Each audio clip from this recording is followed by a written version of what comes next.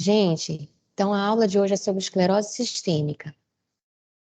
A esclerose sistêmica, antigamente era chamada, bem antigamente mesmo, era chamada esclerodermia, que vem de escleroderma, pele dura, mas há muitos anos foi reconhecida porque se achava que ela era restrita à pele. Há muitos anos foi reconhecida que ela é uma doença sistêmica, e daí a mudança, depois de um tempo, para esse nome, esclerose sistêmica, para diferenciar ela da doença que é restrita à pele, né, que é a verdadeira esclerodermia.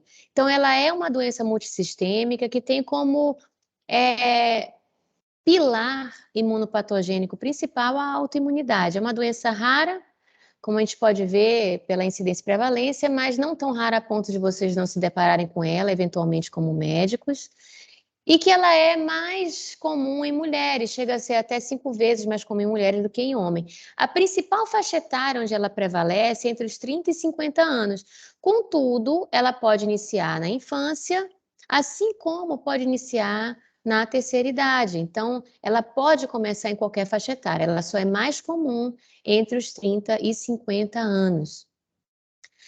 Uma coisa importante da gente lembrar é o paradigma. Esse paradigma aqui de, de etiopatogênese, na verdade, né? Ele é um paradigma que perambula entre as doenças autoimunes em geral, onde você tem uma interação entre fatores genéticos, sexo e o ambiente, né? Então, qual que é a teoria?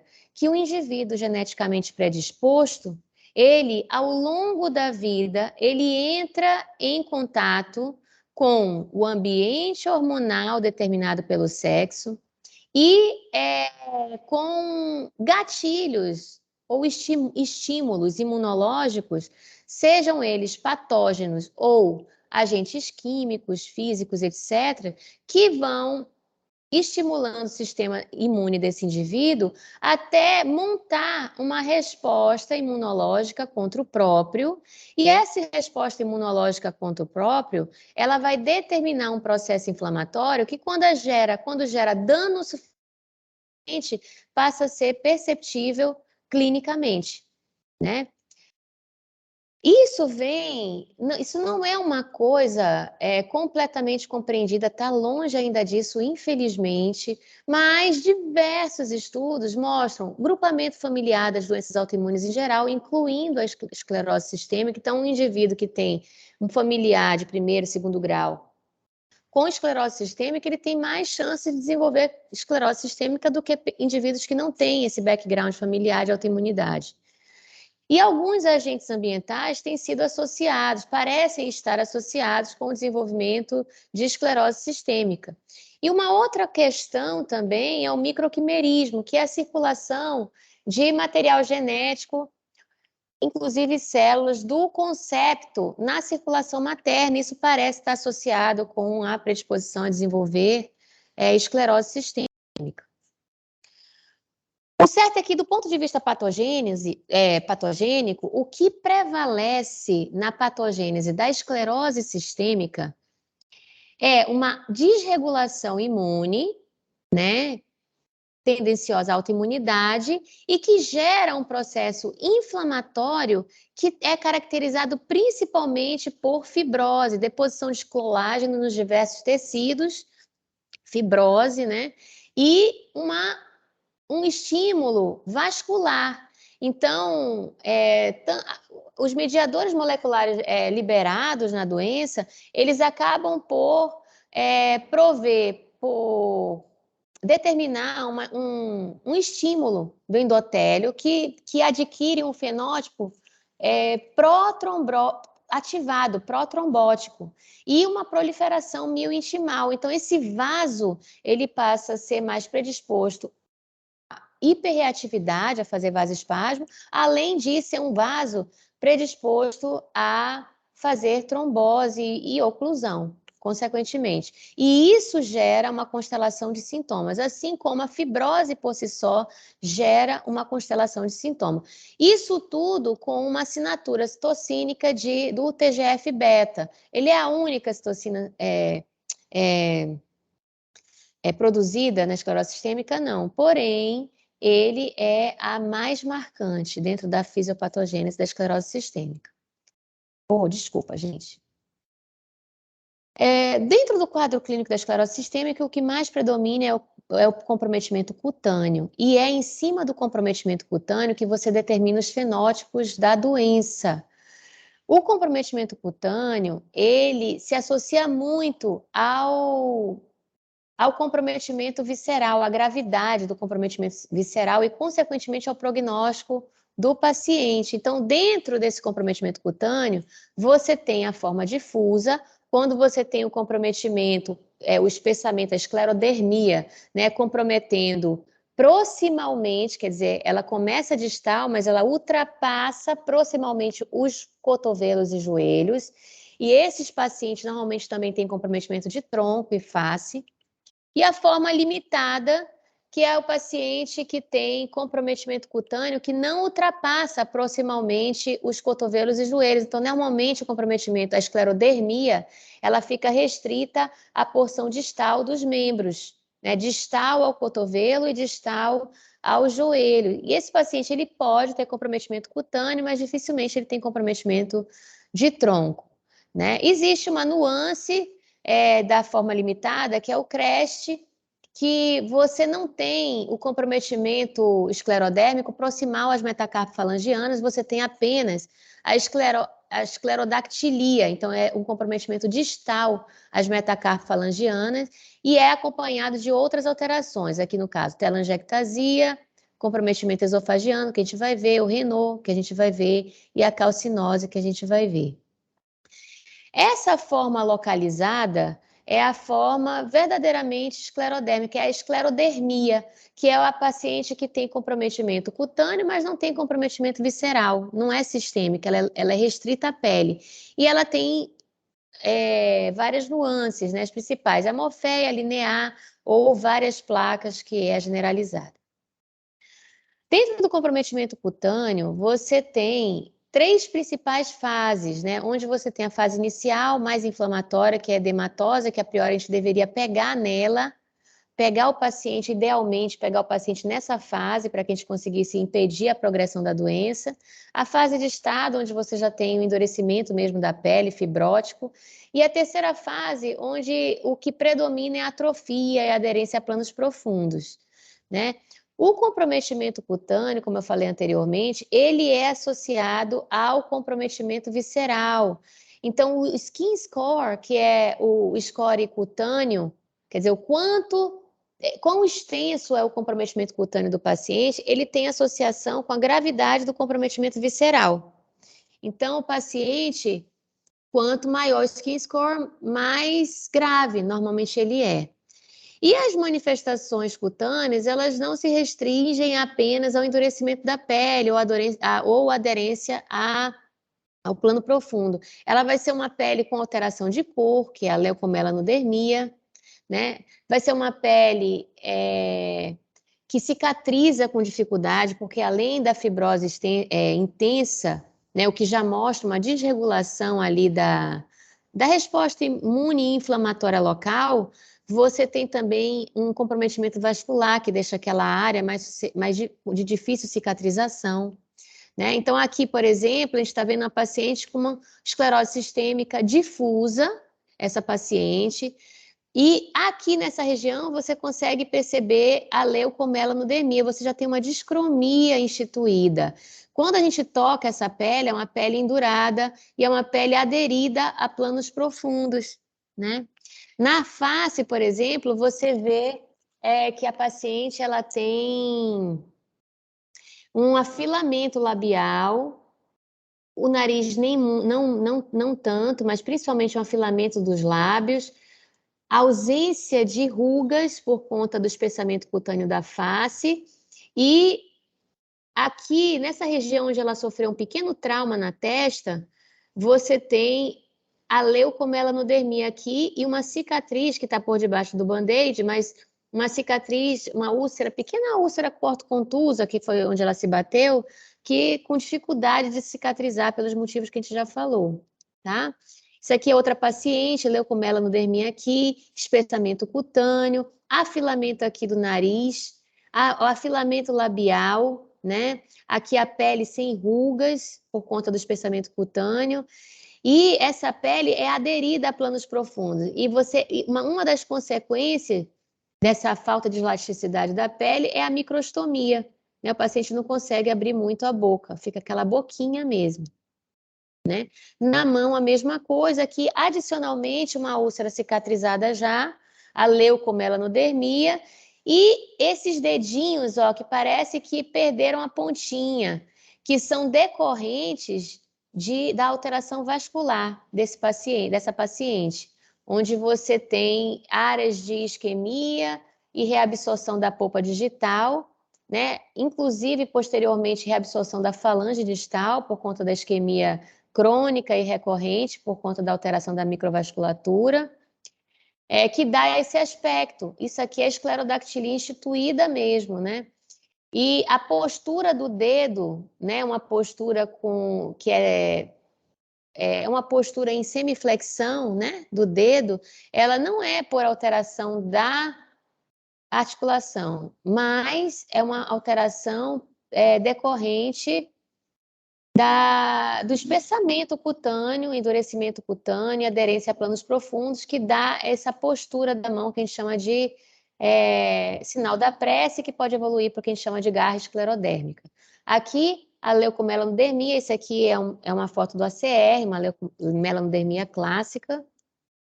E aqui uma outra manifestação cutânea, porém é uma manifestação vascular da doença, que são as telangiectasias, tá? Telangiectasia, tá? Outra manifestação, que é o que a gente chama de calcinose, né? 10% dos pacientes podem evoluir com a deposição de cálcio em partes moles, que é o que a gente chama de calcinose. Isso não é específico da esclerose sistêmica, pode estar em outras doenças, como as miopatias inflamatórias, o lúpus em si, mas ela é relativamente comum no paciente com esclerose sistêmica. A doença vascular, como eu comecei a falar, ela é caracterizada principalmente pelo fenômeno de Raynaud, né, com aquelas 3 fases de palidez, quando o vaso faz o vasoespasmo, cianose, depois a hiperemia, quando volta a circulação. Só que esse fenômeno de Raynaud, que é secundário à esclerose sistêmica, como ele é decorrente de uma hiperreatividade vascular, de um vaso que já está com o lúmen diminuído, geralmente ele é mais grave. Então, normalmente ele é acompanhado de dor, ele dura mais tempo, ele é mais frequente, e ele pode complicar mais frequentemente, ele complica com maior facilidade, né? Então, de repente, o paciente faz Raynaud, mas pode evoluir com uma cianose fixa daquele dedo, ulceração, gangrena e até amputação, né? Então, isso pode acontecer. E isso é decorrente da alteração da vasculatura pela doença e se expressa em um local que é facilmente acessível no exame, que é o leito ungueal, como a gente vai ver, que é aqui, ó. Isso aqui é uma foto de uma capilaroscopia, né? Então a gente vê o leito ungueal, e o leito ungueal deveria ser assim, ó, com várias alcinhas de capilares, com um intervalo entre elas preservado, com calibre muito homogêneo, né? Que não é o que a gente vê aqui nesse leito ungueal, onde você vê áreas onde você não vê capilar e áreas onde você tem capilares que são mais grossos que os outros. Esse padrão de áreas de deleção e de ectasia, a gente chama de padrão SD, que é o padrão da esclerodermia, tá? Aqui a primeira fase do Raynaud, com a palidez, a segunda, isso é a fase de cianose, né? E uma complicação ao longo do tempo, que são as ulcerações digitais. Isso aqui está bem evidente, mas eventualmente você pode pegar só pequenos pontos de cicatrizes de eventos pequenos isquêmicos anteriores, né? O paciente às vezes fica só com a pontinha do dedo dolorida, passa um tempo, fica a cicatrizinha ali. Ou pode evoluir, como eu falei anteriormente, para a cianose fixa, necrose e a amputação. Os outros comprometimentos, dos outros comprometimentos viscerais, o pulmonar ele é o mais frequente e um dos que carrega o pior prognóstico, né? Ele pode se manifestar principalmente como uma alveolite inflamatória, Então, comprometimento do parênquima barra interstício, que evolui para fibrose, tem aquela distribuição muito similar das demais colagenoses, que é simétrica, então é bilateral, predomina em base, que vai ascendendo, né, mais periférica também. E a clínica disso aqui não muda das outras. A clínica é clínica de fibrose. Então, o paciente ele vai ter tosse seca, dispneia aos esforços, a ausculta vai ter estertor fino, bilateralmente, né? E numa espirometria ele vai ter um padrão predominantemente restritivo, né? No paciente que faz hipertensão pulmonar, que é uma outra manifestação do aparelho respiratório desse paciente, ele vai ter a clínica de hipertensão pulmonar, com dispneia aos esforços, eventualmente pode ter tosse, e na espirometria, por exemplo, você vai ter uma alteração do DLCO, quer dizer, uma alteração da difusão do gás carbônico, mostrando que o problema ali não é nem restritivo nem obstrutivo, ele é de hematose, né? E geralmente esse paciente, se ele for submetido a uma tomografia, ele vai ter uma tomografia com parênquima sem alteração, mas com a vasculatura pulmonar bem proeminente, com aumento do calibre da artéria pulmonar, e aí você vai solicitar os exames realmente de eleição para o diagnóstico, que são o ecocardiograma, que dá uma medida, uma estimativa indireta, ou o cateterismo, onde você pode aferir diretamente, né, a PSAP. Normalmente, o comprometimento pulmonar parenquimatoso intersticial, ele é muito associado com a forma difusa, cutânea difusa, e a hipertensão pulmonar com a forma limitada, né, da doença. Aqui uma radiografia mostrando comprometimento de parênquima pulmonar, né? Você vê bilateralmente, predomina em base, né, a fibrose, e aqui um parênquima preservado, onde você vê o quê? Uma proeminência do tronco da pulmonar, né? Uma proeminência dos vasos pulmonares e do tronco da pulmonar. Isso mostra hipertensão, sinal indireto de hipertensão pulmonar, né? E a hipertensão pulmonar nesses pacientes pode gerar comprometimento cardíaco, né? Então, fazer um corpo pulmonar. O comprometimento do aparelho digestivo também é frequente. Dentro do aparelho digestivo, você vai ter principalmente comprometimento esofagiano. E esse comprometimento do aparelho digestivo, ele é decorrente do comprometimento pela fibrose, né? Processo inflamatório, fibrose, e o comprometimento vascular, assim como o neurogênico. Então, isso vai culminar com uma hipotrofia da musculatura lisa, e isso vai dar disfagia no paciente, disfagia esofagiana, e como vai existir uma incompetência do esfíncter esofagiano inferior, você vai ter sinais e sintomas de refluxo. Então, normalmente, como é que esse paciente se apresenta? Se apresenta com disfagia esofagiana ou distal, né? Então, o paciente tem uma sensação de entalo quando ele come, precisa ajudar com água, e ele vai ter sinais e sintomas de refluxo. Então, ele pode ter desde uma irritação da orofaringe, rouquidão, né? Às vezes até sintomas asmáticos e tem a ver com refluxo. E pode ter uquitação, regurgitação, pirose, que são os sintomas mais típicos da doença do refluxo.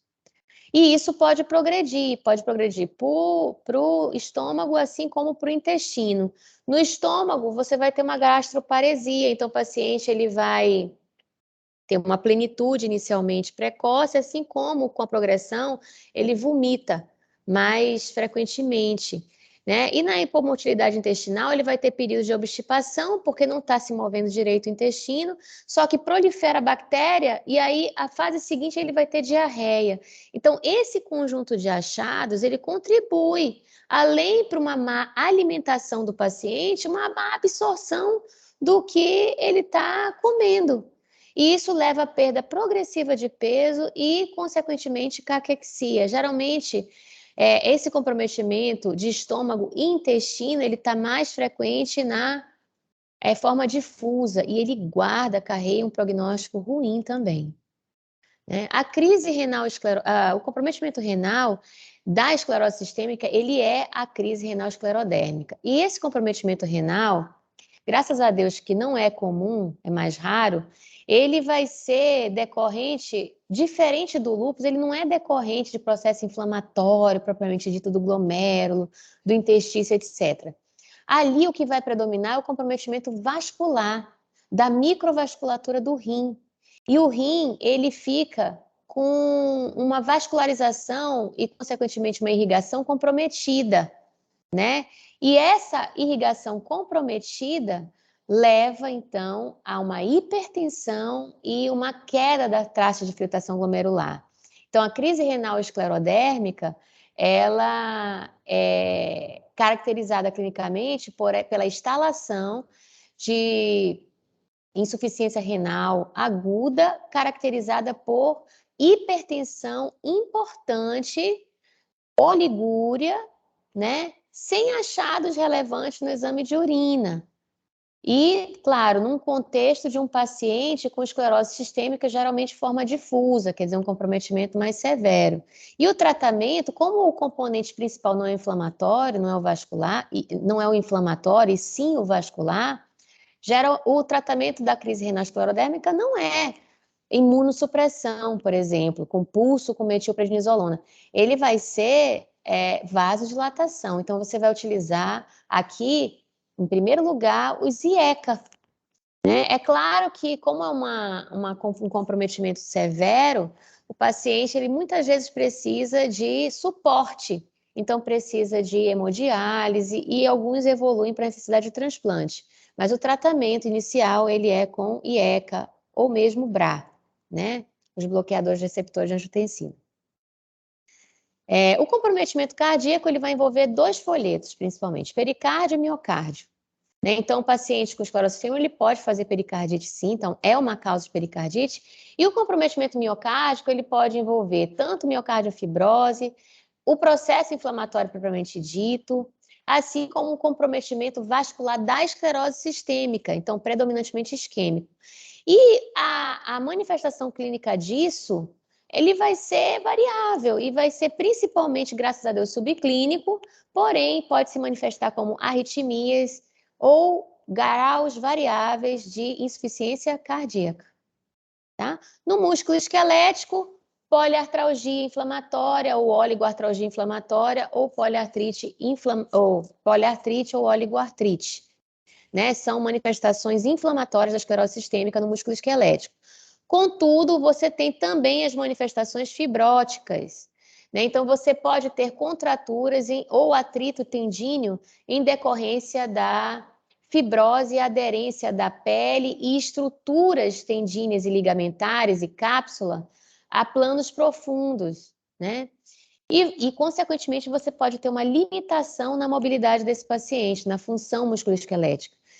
E você pode ter o comprometimento da musculatura, que pode ser por fibrose e ou miosite, na maioria das vezes ambas as coisas, e que vai se manifestar clinicamente por uma perda de força de distribuição simétrica e proximal, tanto em membros superiores como em membros inferiores, tá? E elevação de enzimas musculares.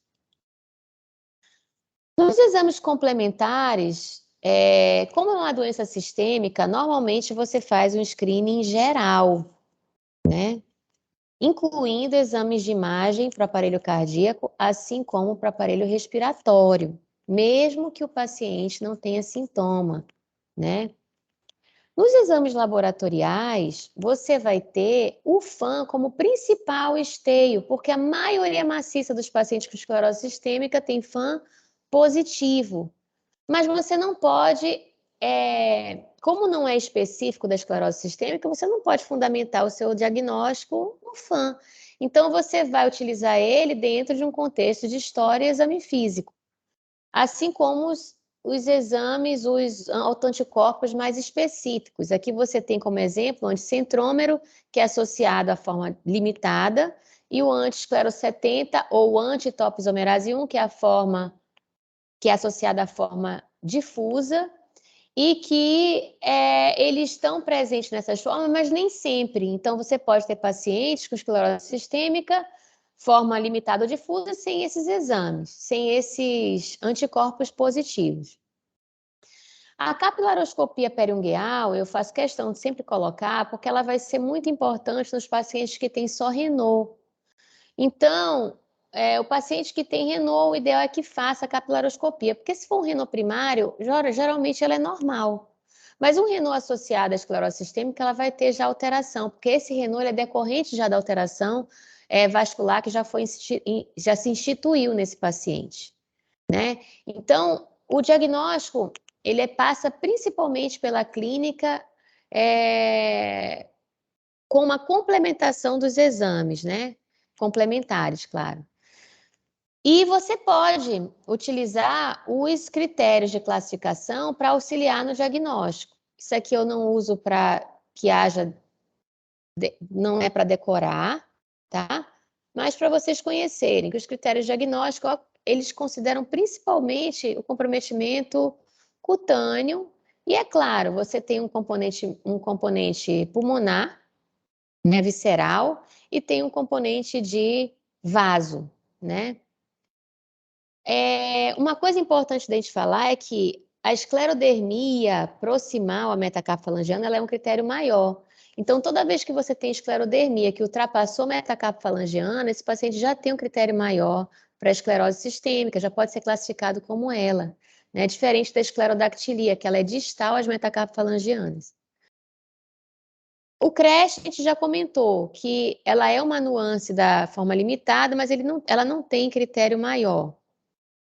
Então, você se baseia pela presença de outros comemorativos, como calcinose, fenômeno de Raynaud, comprometimento esofagiano, esclerodactilia e telangiectasia. E existe uma forma de esclerose sistêmica que vocês precisam saber que existe, que é a esclerose sistêmica cineescleroderma, que é sem comprometimento cutâneo. Para você dizer que é ela, o paciente ele precisa ter um Raynaud secundário de preferência, então ele precisa ter um comprometimento vascular, né, com inclusive alteração ideal da capilaroscopia periungueal, na presença de um marcador sorológico, que são os autoanticorpos associados à esclerose sistêmica, tá?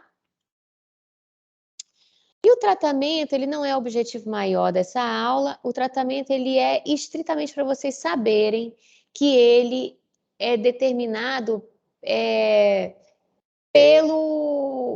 pela manifestação que o paciente está apresentando. Então, se ele tiver manifestações inflamatórias, você pode lançar mão de corticoide. Então, se tiver serosite, artrite, se você tiver, por exemplo, comprometimento pulmonar, você pode utilizar corticosteroide e imunossupressores, né? Como, por exemplo, metrexato, ciclofosfamida, micofenolato, né? Entre outros.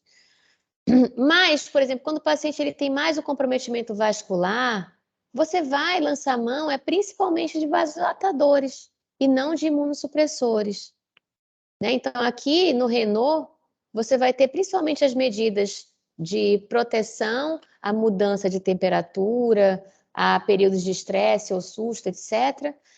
E as medidas medicamentosas que tem a ver com vasodilatação. Assim como, por exemplo, que a gente vai ver posteriormente na hipertensão pulmonar.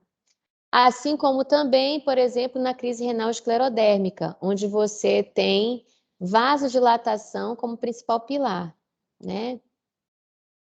E a interferência, né, claro, na enzima conversora e nos seus efeitos, porque a gente também pode utilizar BRA para tratar.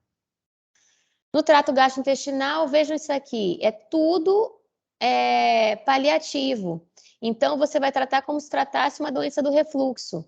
Então, IBP, que é os inibidores da bomba de próton, omeprazol, lansoprazol, pantoprazol, as medidas preventivas de refluxo. Então, eu tenho que reduzir a quantidade nas minhas alimentações, me alimentar frequentemente, não deitar nem sentar após a alimentação, não utilizar coisas que possam reduzir o esvaziamento gástrico, como cafeína, álcool, gordura, né?